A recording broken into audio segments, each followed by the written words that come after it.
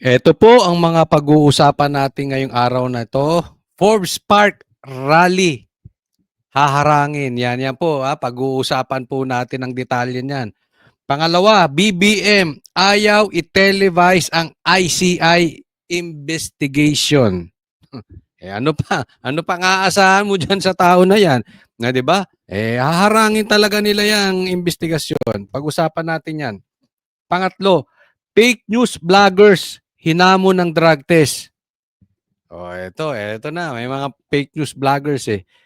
Kayo ba naniniwala? Ilagay nyo dyan sa comment section. Dapat pati vloggers mag-drug test. Oh. Pang-apat, Boying na busted pala ni Sarah. Uy, matindi. Busted si Boying kay Sarah. Yan po ang pag-uusapan natin. Bago po tayo magsimula, wag pong kakalimutan i-like tong vlog na ito ha. And muli, ako'y nagpapaalala. Konting lambing, baka naman po pwede tayong hingi ng inyong subscription. Mag-subscribe po doon sa mga hindi pa po nakaka-subscribe. Okay, click nyo lang yung subscribe button dyan. Yan, konting panahon lang hiningi ko. Okay? Hindi na po natin pagtatagalin. Dediretso na po tayo agad-agad sa ating topic dahil kay Coach Oli, bida ang balita. Ito po, unahin po natin itong hinamon ni BP Sara, ito si Boying at busted. Na-busted pala ito si Boying. Simulan natin to pero mahaba po ito. Marami po tayong pag-uusapan. Sana po mapanood nyo itong ating vlog. Simula hanggang sa dulo. Ito po, simulan na natin. Kung ka ba na italaga siyang ombudsman sa kanyang pwesto ngayon dito? Kung ako presidente, hindi siya ang i-appoint ko na ombudsman. Yun. Malalim yun ha. Kung ako ang presidente, hindi ko siya i-appoint na ombudsman. Ayun. Ako sa tingin ko lang ha. Ito na talaga magiging presidente. May nagtanong po sa akin aking kaibigan, no? Baka nanonood siya rito. Anong sa tingin mo, Coach Oli? Magiging presidente ba si BP Sara? Sabi ko, sigurado yan. Ang pag-asa lang ng mga dilawan, ng mga komunista at ni Bongbong Marcos na hindi maging presidente si BP Sara sa 2028 ay patayin siya. Or i-disqualify. Pero kung dadaan sa normal na proseso, botohan, ay, kahit kalahati ng boto, hindi aabot sa botong matatanggap ni BP Sara. Itaga nyo sa bato yan. Kaya dapat iligtas to si BP Sara. Siguraduhin natin hindi siya mapapatay. Huwag na niya silipin, no? Ilagay na niya sa harap niya at pag-aralan na niya ng maayos. Alam mo yung sinasabi ni BP Sara na yan? Yan ay paghamon kay Boying. Ayusin mo trabaho mo. Patunayan mo. Alam mo, dapat hindi ito, pagka merong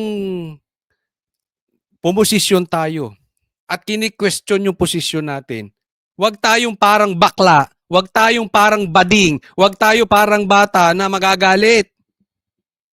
Dapat yun, all the more patunayan mo kasi normal na pag ikaw yung nilagay sa posisyon, nilagay ka, hindi ka naman binoto ng tao, appointment lang, natural may magre-react. Huwag mo silang pansinin. Huwag kang parang immature. Dapat maging fuel mo yun na patunayan. Kaya malalaman natin ano ang reaction dito ni Claire. Kasi sinabi niya, kung ako presidente, hindi ko ilalagay yan si Boying as ombudsman. So tingnan natin kung anong reaction ni Claire. Magagalit na naman ba siya? Immature ba siya? Kasi kung ako kay Claire, ang sasabihin ko, papatunayan ni Boying na tama yung appointment ni Bongbong. Ganun dapat. Kung ako naman si Boying, sasabihin ko, okay lang yan, natural merong hindi ka magugustuhan ng lahat ng tao. Pero papatunayan ko, tama yung appointment sa akin. Dahil magiging patas ako, batas lang. Ganun dapat.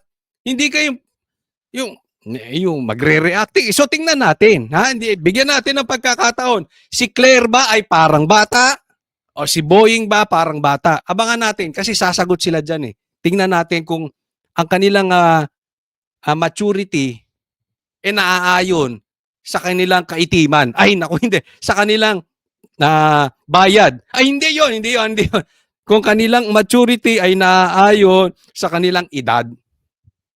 Oh, wala po. Ang maturity po, wala sa edad yan, ha? Nako, oh, tingnan natin. Abang-abang. Kung ano man yung gusto niyang gawin, ipagpasa Diyos na lang natin siya at ang kanyang mga gagawin bilang ombudsman. Oh yes, i-hold ko na lang muna, ma'am. Sa to ako naniniwala kasi ako eh. Marami sa atin naniniwala sa Diyos. Pagpasa Diyos natin, nangyari. 'Di ba? Nilagay siyang ombudsman. Sa totoo lang, ayaw ko talaga siyang ombudsman. I think unethical para sa isang may kaso na i-appoint ka ng presidente. Pero nandiyan dyan na yan eh. So, sabi ko nga, it's for them to prove at for us to pray. Ngayon, pagka pumalpak, saka tayo mag-alma. Ha? Yung comment ko dito sa ICC case, no, kasi kailangan natin maki-empathize and maki-empathize sa Oo nga, anong klaseng tanong ba naman yan nakikiramay sa mga wala kayong klaseng media kayo, wala kayong pakialam sa mga namatayan, kung ano-ano dapat andyan dyan tayo para makiramay, hindi para mamulitika. Ang pambihira, oh. mga nabiktima ng lindol at mag-sympathize doon sa mga namatayan. I-postpone ko na lang muna ang comment ko sa budget. Hindi naman na mahalaga yung pera sa panahon ngayon dahil ang mas mahalaga ngayon ay yung maibsan yung lungkot, yung takot na Totoo naman, yung pera, yung budget, kasi yung pera, maloko man tayo, mababalik natin eh. Yung buhay, hindi na yan. Kaya yan po ang nakakalungkot dito sa mga nagnakaw patungkol sa baha. Diba? Kasalanan po ng malaki yung magnakaw ka. Pero dahil may namatay pa, kasi nagnakaw ka, nalunod sa baha, may matindi na yun. Oh. Kasi sabi niya dito, wag na muna yung pag-usapan yung budget. Ang may concern lang naman ng budget, yung mga congressman na yan eh. 'Di ba? Inuna pa nila yan. 'Di ba? Si De Lima, mas gusto pang unahin yung budget na yan kaysa makiramay, kaysa pumunta ng Cebu. Buti nga si BP pumunta ng Cebu eh. Inaano pa nila, 'di ba? Sa bagay, ang concern naman ng De Lima na yun, siguro, kontrahin lang si Sara at saka makakuha ng driver. yun lang naman ang buhay nun eh. Basta may driver siya, ayos na. ng mga Ay, De Lima, gusto mo bigyan kitang driver? Pogi. Oy.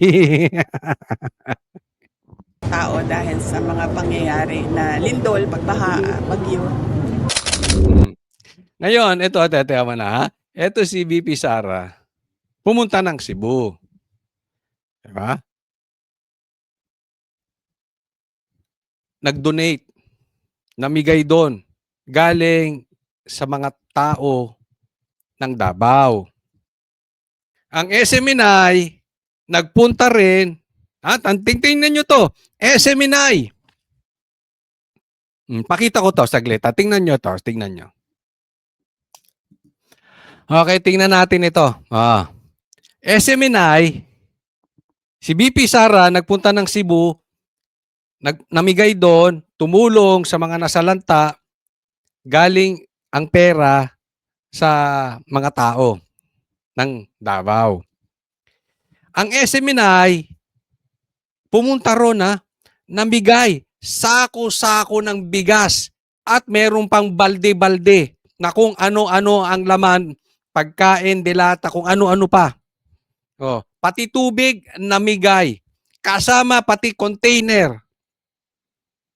Halos makuba. Lumabas na nga yung mga pictures, kuba na nga yung tao eh. Bakit? May dala ng bigas, sako, may dala pang balde, meron pang mineral water. SMNI po yan. Hindi po politika, hindi po politiko ang SMNI. Nag-donate po. Galing sa bulsa ng mga miyembro ng SMNI. Ang Pangulo, nagpunta, nagbenta ng 20 pesos na bigas. Pinagkakitaan pa, animal talaga. Kita mo, mainstream media na SMNI nagbigay. Meron bang ibang mainstream media na namigay? Wala, ang lalaki ng pera ninyo. Hindi man lang kayo tumulong sa Cebu. Ganyan na rin si Bongbong. 20 pesos lang. Ay, nagbenta pa. Ngayon, nasa lantarin ng Davao. Balita ko, pupunta rin doon. Mamimigay ulit. Gagalaw po, tutulong si VP Sara. Ganon din ang SMNI. Ikaw, Bongbong, eto. Ano sabi ni Bongbong? Maglulunsad daw siya sa Davao bilang tulong sa mga naapektuhan ng lindol. 20 pesos bigas. Pambira ka, animal. Ginawa mo pang negosyo yung mga nasalanta. Hindi ka na nahiya sa balat mo? Under your watch, nakabili sila ng condominium, penthouse, eroplano. Diyan sa BGC, eroplano, chopper, 10 bahay sa Forbes Park. Mali-maleta ng bag. Tapos itong mga nasa lanta, bebentahan mong bigas 20 pesos. Wala talagang konsensya tong tao na ito. Kaya nga hinahamon ng taong bayan. Makinig ka, Bongbong Marcos. Ha? Hinahamon ka. Pumunta ka ng Cebu. Napicturean ka pang may bogo sa ulo. Bogo, hindi po yung death threat ha. Mga bobo. Gaya kayo ng amo nyo, bobo. Baka mamaya madimenda tayo. Ibig sabihin ng bogo-bobo. Pati naman kayong mga followers niya, bogo rin eh. Oh. Davao, tutulong. Ikaw magbebenta. Ano ba namang klaseng tao to? Di ba? Niligosyo mo pa yung mga nasa lanta. Wala ka ng utak. Wala ka pang puso. Kayo, namigay kayo mga congressman, nung eleksyon, namigay kayo ng namigay, ayuda, pera ng taong bayan nyo, pero pinamangalan nyo, pinamigay kayo. Ngayon, may salanta, asang kayo. Ikaw, Dilima, asang ka. Mga wala kayong pakinabang, kaliwat kanan, kayo mga dilawan. Pati si Bongbong, kayong mga loyalista rin, wala. Di ba? Hamon sa'yo, pumunta ka ng Davao, ano? Ang tutulungan mo lang, Cebu? Ngayon, hindi ka makapunta ng Davao? Ano, iniisip mo pa kung anong palusot mo? Inaantay mo pang ipagtanggol ka ni Claire? O inaantay mo makapunta siya sa Malacanang para makatago ka sa palda niya? Nagtatanong lang, ha? O hamon sa'yo, punta ka ng Davao, Bongbong Marcos. Hindi, kasi nakakainis eh. Di ba? Yung maayos, pinapasama ninyo. Kayong walang naitutulong sa sa Pilipinas, wala kayong ambag, panira pa kayo. Kayo pa nagiging kala nyo babait ninyo. O tingnan nyo po itong next. O etong rally, pag-usapan natin ha. O nako, nangangatog na rito yung mga taga Forbes Park na ninakaw lang yung pera ng taong bayan. Hindi po hindi ko sinasabi yung mga taga Forbes Park nang nakaw. Ito lang, ito lang crocky na ito. Itong buhaya na ito. Pakinggan natin si Kiko Barsaga. Fellow citizens, it is now time to fight back against corruption. Laban tayo sa korupsyon, pero ulitin ko, baka mako tayong inciting to sedition. Wala po tayong gagawing masama. Ito, inuulit ko, tayo ay magrarally, magpapahayag ng ating damdamin at reklamo natin ng may tapang, pero susunod sa batas. Nililinaw ko, ayaw natin yung batu-batuhan na yan na ginawa sa Mindiola. Pinasama niya ng DDS kahit hindi naman mga komunista yung mga animal na yan. So wag natin gagawin, mapayapa lang ha. Pero kailangan may tapang. Hindi po pwede yung magrarally kayo. Magrarally kayo, wala kayong, sasabihin nyo lang ayaw nyo sa korupsyon pero hindi nyo mabanggit si Bongbong Marcos. Alam nyo yung rally na yon, rally ni Lisa yon. Sabi nga si D. Aquino, kamag-anak ni Lisa yan. Yung rally na yon, drama yon. Nakita ka ba naman ng rally na ayaw sa korupsyon, di mabanggit ang pangalan? Tayo, magbabanggit tayo ng pangalan. Isisigaw natin. Pero, mapayapa. Dapat naaayon sa batas. Okay, bukas to ha. Mamaya. 10 p.m. October 12. Forbes Park, Buendia.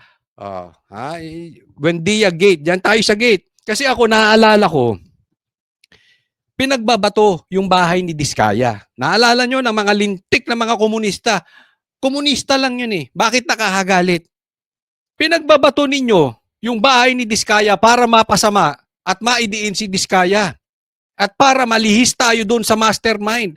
Ang focus natin, mga banateros, banateras, ang focus natin, mga DDS, sa mastermind. Mastermind na may sala. Pag hindi natin nabunot ang may sala, pag hindi natin nabunot ang sa mapayapang paraan ang mastermind at hindi natin matukoy ang mastermind, yung kahit palitan mo yung mga kontraktor, ang pagnanakaw tuloy-tuloy. Ganyan po ginawa ng komunista, pinagbabato yung bahay ni Diskaya. Hindi ko sinasabing tama yon, pero bakit hindi nila mabato yung mga bahay ng mga mastermind? Ulitin ko, hindi po tayo pabor sa pambabato, okay? Pero makikita natin, ang komunista po, ililihis doon sa issue ng mastermind. Gusto nila, ang usapin ay hanggang contractor lang, hanggang DPWH lang. Ayaw nila umabot sa itaas. Kaya yan po ang isisigaw natin bukas. Doon tayo sa mastermind. For too long have our cries for justice fallen on deaf ears. September 21 was only the beginning. Though from what I have observed, unfortunately, the Yan yung sinasabi ko, September 21, wala namang kwenta yun eh. Ang sinasabi ni Kiko Barsaga, English lang i-interpret ko. Sabi niya, bingi ang presidente doon sa rally sa September 21. Hindi po, rally ni Bongbong Marcos yan. Kakuntsaba niya yung mga lintik na mga nag-rally dyan eh. Kaya nga, hindi mabanggit yung pangalan niya. protests in September did not affect the Marcos administration Oo. because they are far too detached to understand the severity of their crimes. Hindi. Alam nila yung kanilang kasalanan. Kiko. Ano yan eh. Tanim. Yan yung, kung si Risa Ontiveros, tanim testigo, tanim witness, di umano, eto si Bongbong Marcos, tanim rally. Yung bukas, totoong rally yun. And so, tomorrow, October 12, 2025, we will be protesting on the front doors of the greedy and corrupt. We will deliver the people's anger right at their doorstep. We will bring the frustrations of those who lost their homes to corruption to the homes of those who are corrupt. Ang ganda nung sinabi. Ilalabas natin yung mga nawalang bahay dahil sa korupsyon. Dadalhin natin doon sa bahay ng mga korap. We will be protesting at Forbes Park. And before I end my speech, don't forget the essentials. Wear a hood to shield yourself from the weather, Ay, hood! Hood! Nakanda na ako. Pupunta na tayo. Hood, hood, hood. Oh, hood. a mask to prevent the spread of Ay, disease, mas. and shades or glasses to protect your eyes from the dirt. Naka-shades. Teka muna, parang medyo duda ko Anong magaganap Medyo naka-hood, naka-shades, naka-mask. Ako pa, pambihira. Anong ibig sabihin nito? Anong ibig sabihin nito, Kiko Barsaga? Hindi, doon tayo sa legal Inuulit ko, doon lang tayo sa legal. Alright. Stay safe and God bless you all. Yan. Stay safe stay safe. Safe lang tayo. Okay. So abang-abang lang tayo sa mga lalabas na may mga biglaang yan eh. Hindi natin alam ang taktika nito si Kiko, baka nililigaw niya yung tinataranta niya. Baka tinataranta lang ni Kiko yung mga tarantado. Ganyan na. Lalo na kung adik, ay yun praning yun. Yung tipong nakikipag-usap na sa patay. Talagang mapapraning na yun. Kung ano na naiisip nun. So abang-abang tayo sa detalye, no? Pag-uusapan natin yan, and abang tayo dito sa channel na to. Mag-a-announce po tayo. Tingnan po natin to. Kaya naman, basahin lang natin ito, We have nothing to lose, sabi ni Kiko Barsaga, and billions to gain. Tomorrow night, we enter Forbes Park. Ato yan, yan, October 12. People Power, Marcos resign. Yan ang rally, billions to gain. Hindi po natin kukuhanin yung billions sa bahay nila. Wala na yun. Hindi yan ang ibig sabihin ni Kiko, baka magsipunta kayo doon para may makuha kayong billions. Hindi po, yan. Ang buhaya, sweetik yan pagdating sa pera. Wala na po doon yung pera.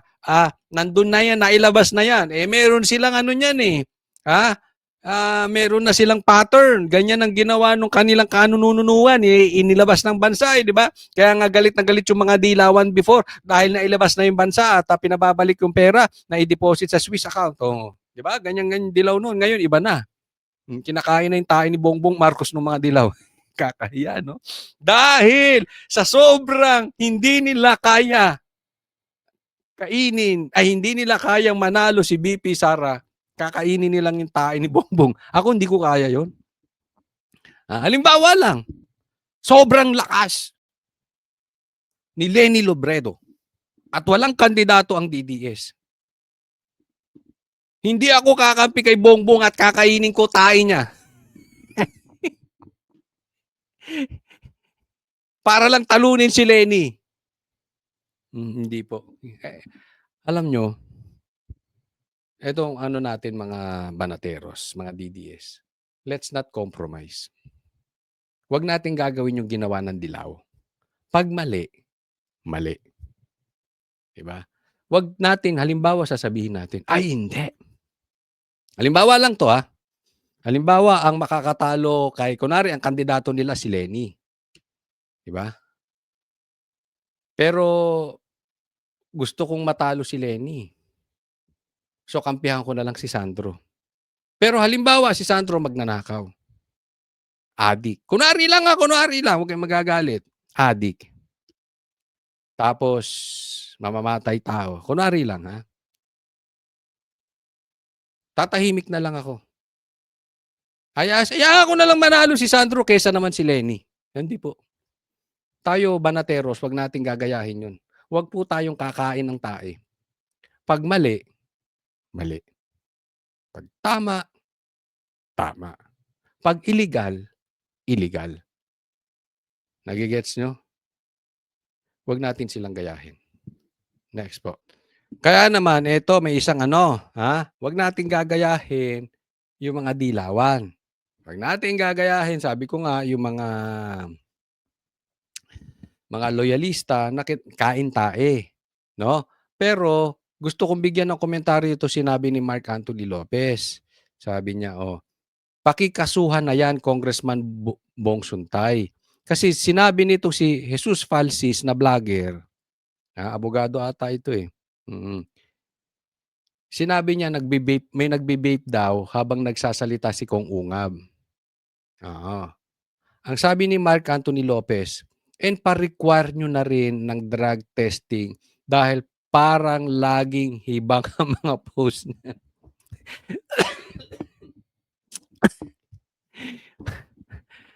Pambira. Abogado di ba? Oo, ba't fake news?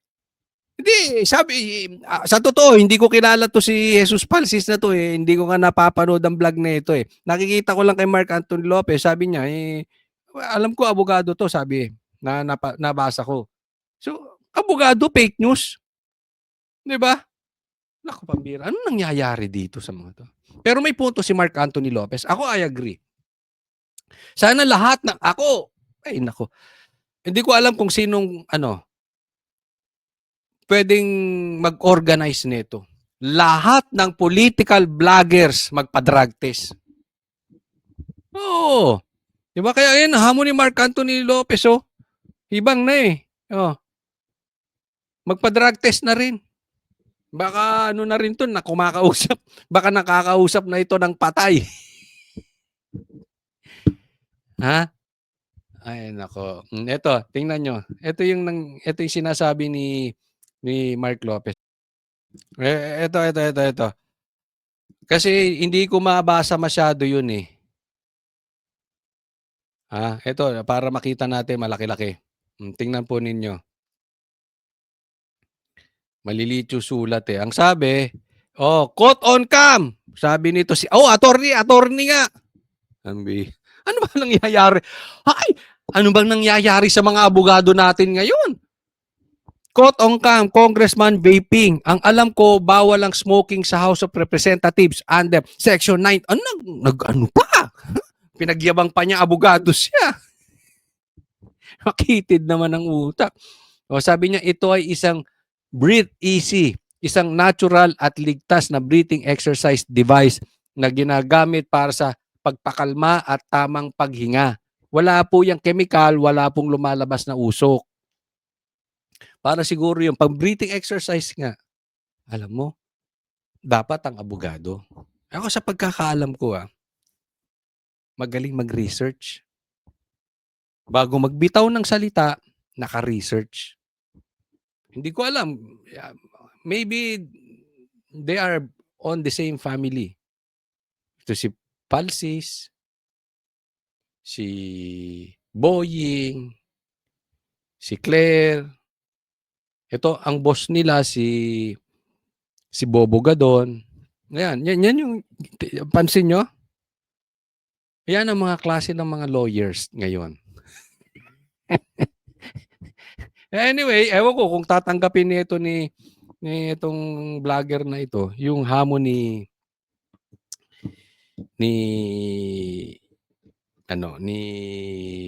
Mark Lopez na drug test, no? At sabi nga niya i-demanda pa 'to eh. No, pero move on tayo diyan. Ayaw natin pakialaman yung mga vloggers na 'yan. Ang gusto ko lang malaman ninyo na kasi binanggit niya dito na DDS. Ito, pilitin kong basahin na kasi maliit eh. Pinalakihan ko na dito sa screen pero maliit pa rin. Ang sabi,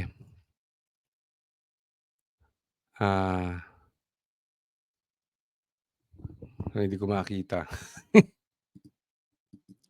Ito sabi niya, while Congressman Ungab was raising an appeal for Sara Duterte's budget not to be cut, Quezon City District 4, nilagay pa talaga, DDS.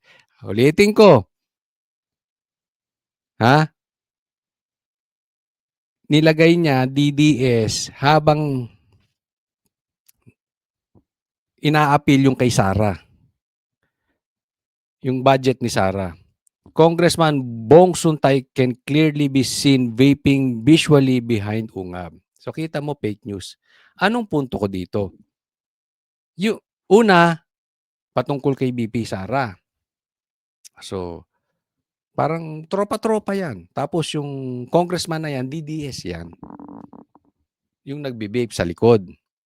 So, ito kasi nagiging problema. Ako, hindi ko issue yung mga vloggers eh. No? Pero dadaanan ko lang to kasi nabanggit. Dahil dapat ang talagang laban natin ay patungkol dito sa mga politikong magnanakaw. Kaya lang, mga kababayan natin, wag naman kasi tayo na kahit tama yung ginagawa, porket DDS, babanatan natin. Wag ganun. Let's remember na iisang bansa pa rin tayo. In a way magkakapatid pa rin tayo. Iisa lahi natin eh. So, hindi po tayo dapat ang magkakaaway. Trabaho lang natin na sitahin yung mga politikong magnanakaw. Hindi po yung mga politikong nasa kabilang partido. Dapat ganun ang political vlogger. Hindi mo hahanapan yung mga politikong nasa kabila barbershop, kabilang parlor. Hindi mo hanapan. Hanapin mo yung mga magnanakaw. Yung mga nagpapahirap sa taong bayan. Yung mga abusado sa posisyon. Ganun dapat. Ang problema nangyayari sa atin. Kahit tama naman ang ginagawa, pasamain na lang. Kasi DDS. Ang babaw nun. Ang babaw nun. Tingnan nyo po. Isa pa to. Isa pang fake news na tao. Pakita ko ulit sa inyo.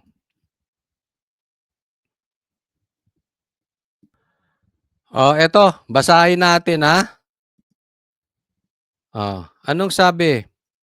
Sabi nitong si Carlos, hindi ko rin to kilala. Kasi alam nyo, hindi naman ako mahilig mag-ano dito sa mga to eh. Hindi naman natin issue yung mga ganitong may galit sa taong bayan. Sabi niya, si Rodrigo Duterte raw may sakit. Autoimmune neuromuscular disease. Ang sabi nitong si Carlos, good, now die. Please, K, thanks, bye. Ang bihira, no? Pinatay mo agad. Ang sabi ni itong Truth Scream, if there's one lesson to take from PRRD's life, it's this. Those who mock his misfortunes or wish him harm often end up facing the very negative. Ang ibig niya sabihin dito, yung nagwi-wish ka ng pangit kay Duterte, minsan sa'yo nangyayari. Be careful what you put out into the world. It has a way of coming back. I-explain natin bakit nangyari ito. Kasi winish niya mamatay na si PRRD. Tingnan po natin ito.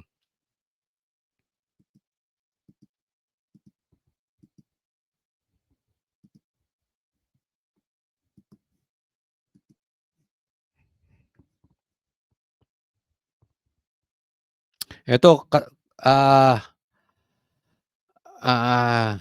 kadugtong nung post na yon, ito di ko alam kung ito ay legit totoo ba ito? Kasi namatay. Just in, cultural activist and performance artist Carlos has passed away. His wife Tesla confirmed. Alam nyo, ito lang ang sa akin. Wag alalahanin natin, ito hindi lang para sa Duterte, hindi lang to para dun sa mga kalaban natin sa politika, sa kabilang parlor, no? Hindi po ito yung, nasasabi nyo lang yan. Dapat hindi natin na wini-wish na mamatay ang mga tao.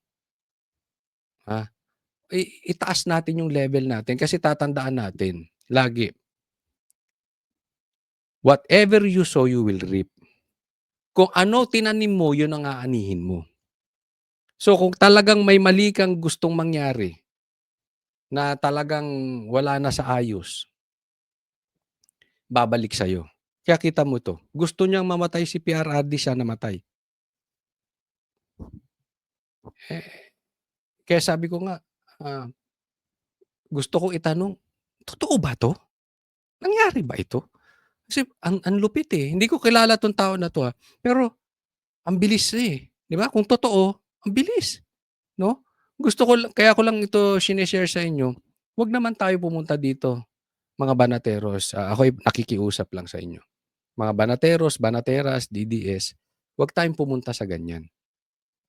'Di ba? At sabi ko nga at the end of the day, kapatid din natin yan in a way, mga Pilipino yan, iisang lahi tayo.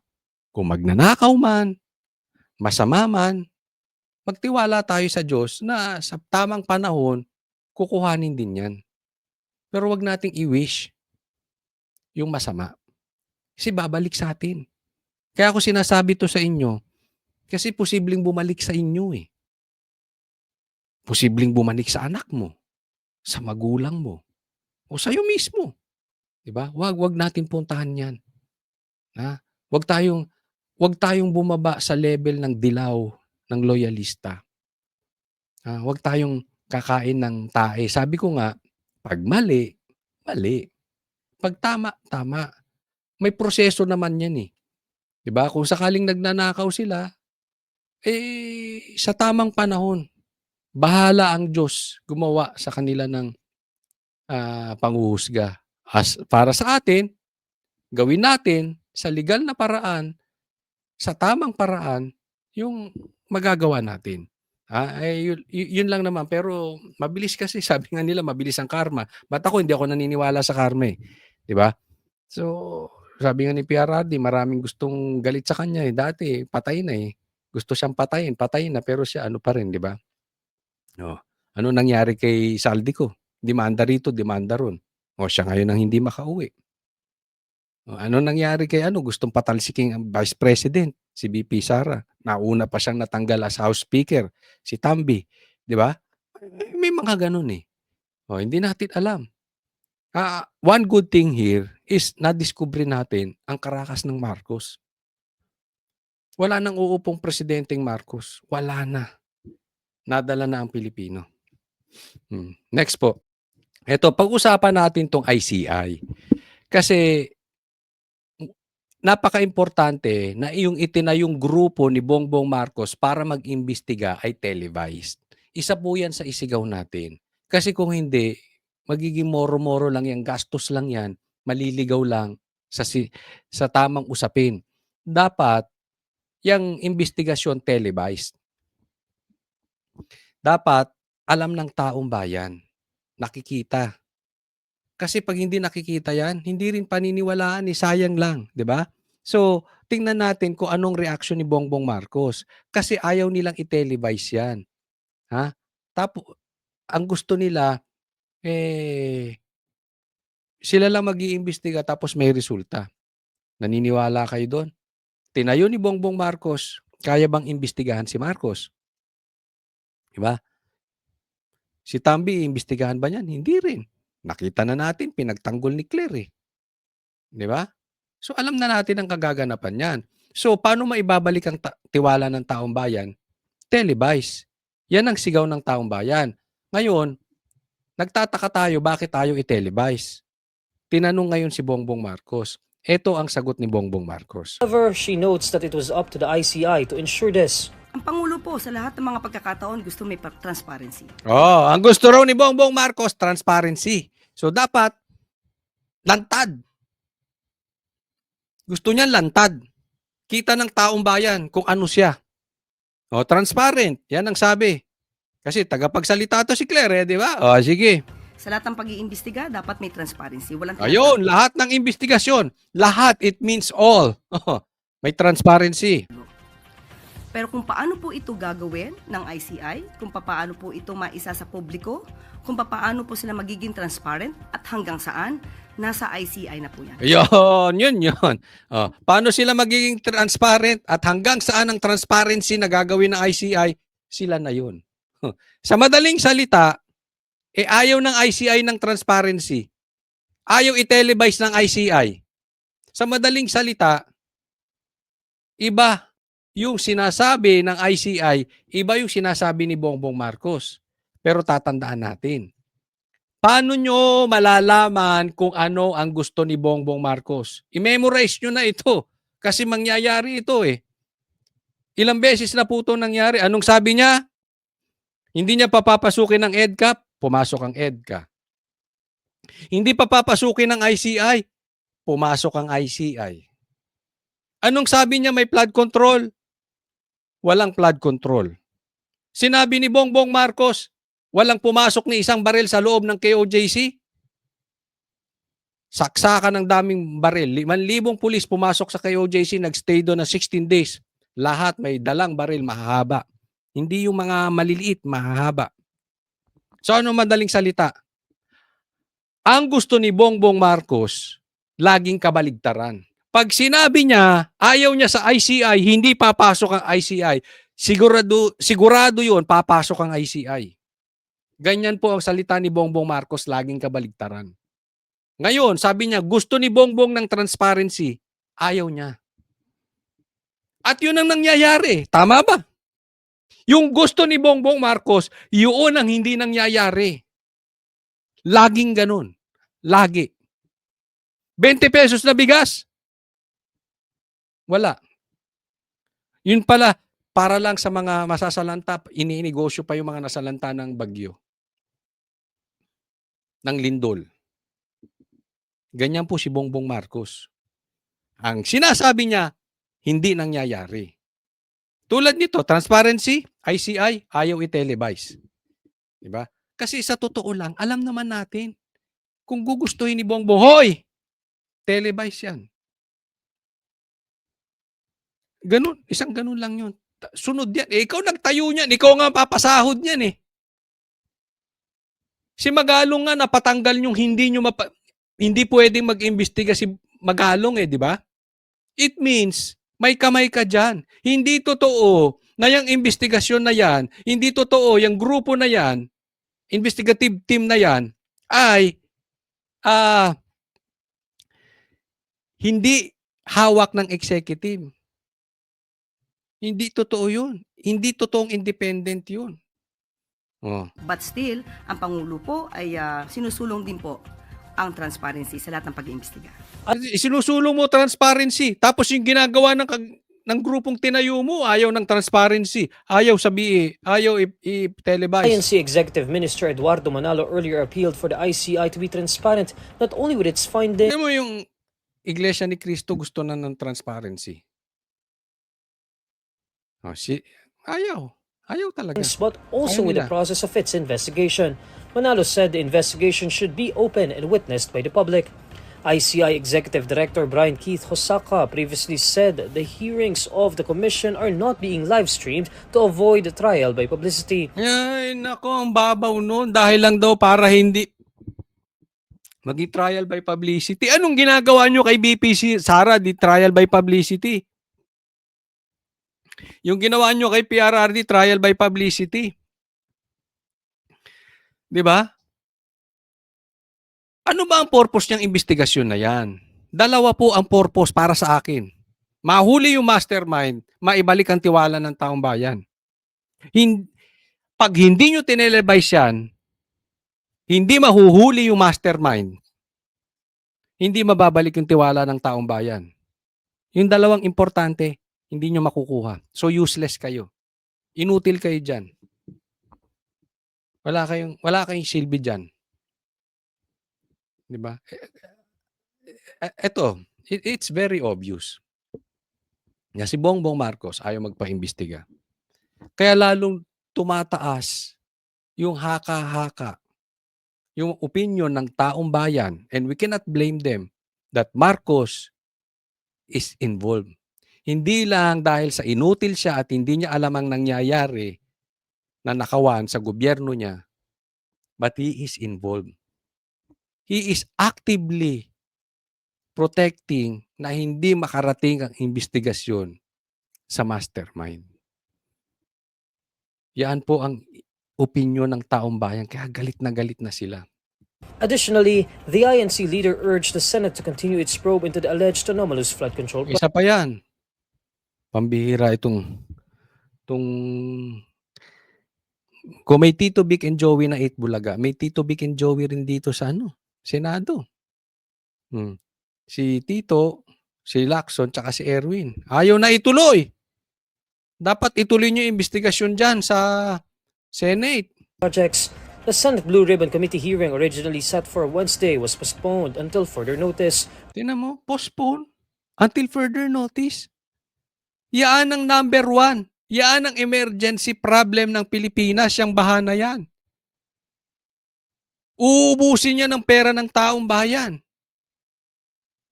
Tapos postpone until further notice. So kung hindi trip, hindi nyo ba nararamdaman?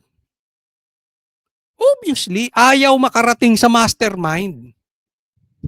Hanggang kay Diskaya lang kayo, mga gago. Ganyan ang gusto nila. Hindi nga nila gustong imbestigahan lahat ng kontraktor eh. Sila Diskaya lang eh. Due to the unavailability of documents needed within a week. Tingnan natin tong next. Ito. Totoo ba to? Ito sinabi ni Jay. Pinost to ng Para sa Bayan. At sinabi ni Jason sa 120 million unliquidated cash advance ni Laila de Lima. No receipt. 91 million confidential funds. So pag plinas mo yan, 211. Tama po ba? No liquidation vouchers. Nagmamalinis DOJ Secretary Laila de Lima. Totoo ba yan, de Lima? Ang lalakas ninyong manisi kay BP Sara. Ano kaya masasabi na naman dito nila Jokno? Ano na naman kaya masasabi dito ng mga dilawan? Paninira lang? Kaya nga tinatanong namin eh. Totoo ba to? At kung hindi totoo, wag lang yung i-deny nyo. Parang si Bongbong Marcos. Adik ka ba? Fentanyl. Diba? Ipaliwanag mo. Bakit nasabi ni Jay yan pero hindi totoo? Hindi yung i-deny mo lang. Kasi ipokrito ka.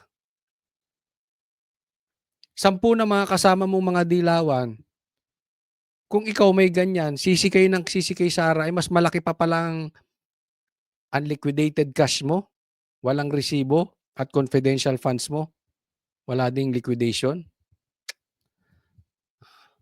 So, pakisagot lang. Jonel, Laila de Lima, pakisagot lang po ito, ha? Huwag kang Una, sagutin mo totoo, hindi. Kung hindi, paki-explain.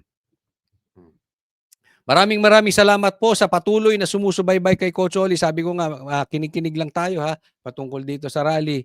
Kailangan tayo updated ha. Maraming salamat po. Huwag po kalimutan, i-like po tong video na ito. At sana po doon sa mga hindi ko pa po subscriber, subscribe po kayo dito sa channel Coach Oli News PH. Maraming salamat. God bless everyone.